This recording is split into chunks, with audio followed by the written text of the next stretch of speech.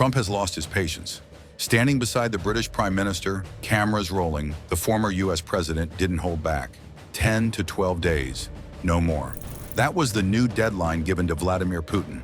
An explosive ultimatum that slashed the original 50-day countdown and placed the world on the edge of a dangerous new timeline.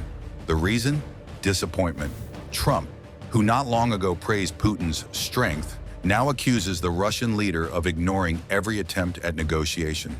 And he's issued a warning.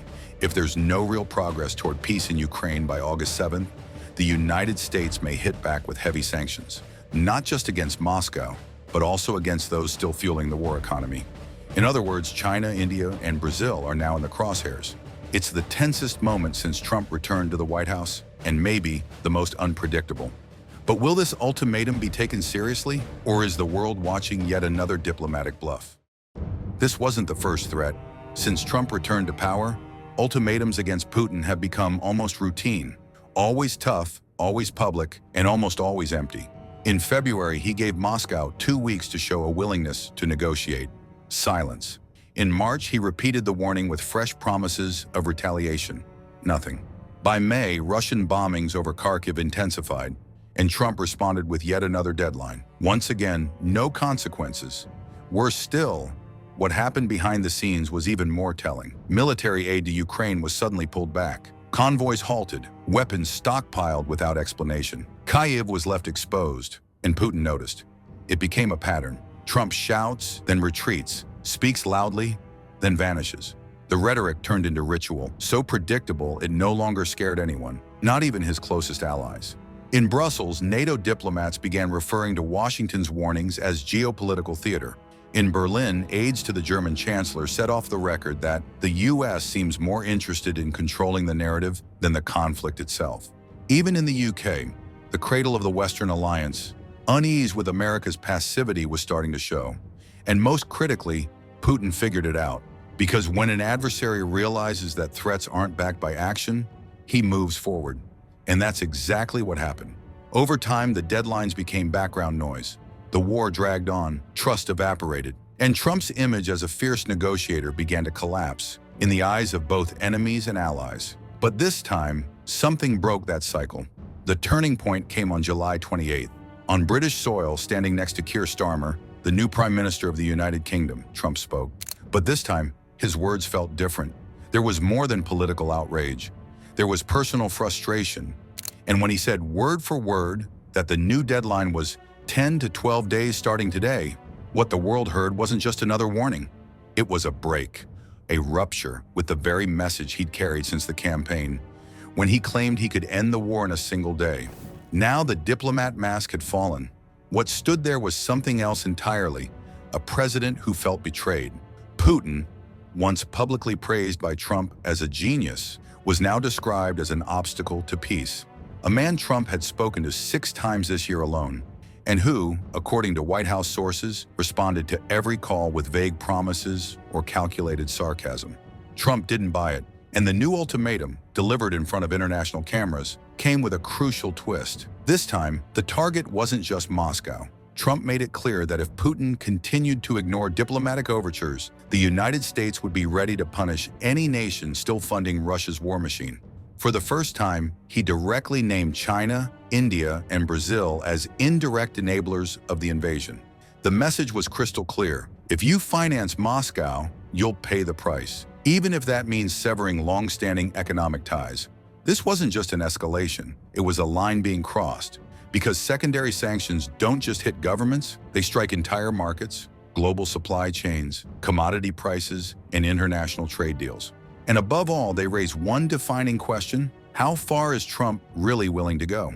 Sanctions against Russia have been part of the landscape since 2022, but sanctions against those who buy from Russia? That's a whole different game. Trump opened that door, and if he walks through it, the impact will be immediate and brutal.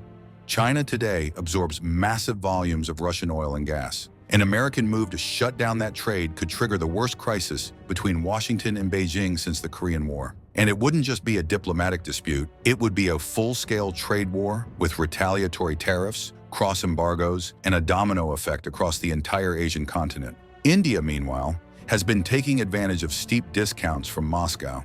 a lifeline for cheap energy that powers its industries and helps keep inflation under control. Any pressure on New Delhi would be seen as a direct attack on its energy sovereignty. And according to diplomatic sources, India is already preparing for that possibility behind closed doors.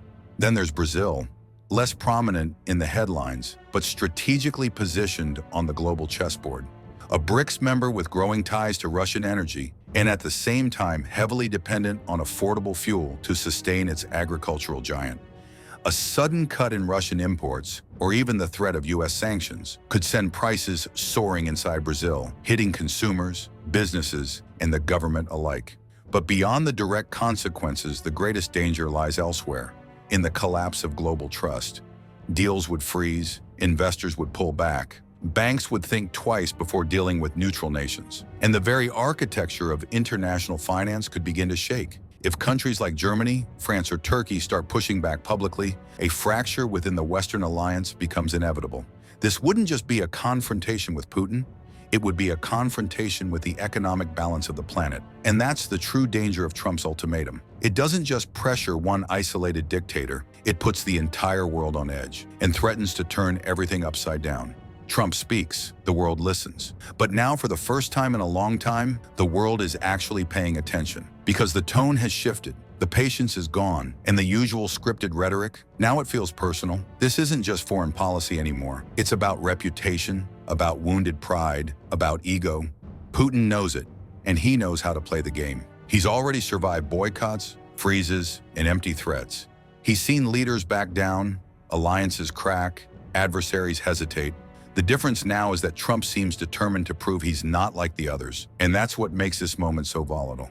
On one side, a US president willing to put even historic allies on notice. On the other, a Russian leader who's never shown fear of isolating his country to preserve his narrative of power. In between them, a deadline, a silent, unforgiving countdown. With each passing day that Moscow shows no sign of retreat, the world edges closer to a real crossroads, where a single decision could trigger a global crisis. If Trump fails to act, his image as a tough negotiator collapses for good. But if he does act, the world could spiral into economic shockwaves, retaliatory strikes, and diplomatic fractures. This isn't just about Ukraine.